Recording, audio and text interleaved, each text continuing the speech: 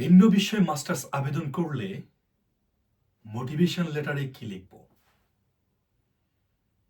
বিদেশে উচ্চশিক্ষায় ভিন্ন বিষয়ে মাস্টার্স আবেদন করলে এর শিক্ষার্থী তার পূর্ববর্তী ডিগ্রি এবং নতুন বিষয়ের মাঝে কানেকশন খুঁজে বের করে সেটা সিম্পল ভাষায় সংক্ষেপে মোটিভেশন লেটারে লেখা উচিত।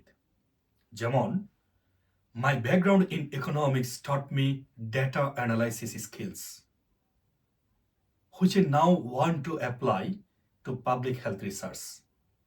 এই জাতীয় সিম্পল সেন্টেন্সে সংক্ষেপে মোটিভেশন লেটারে লেখা যেতে পারে।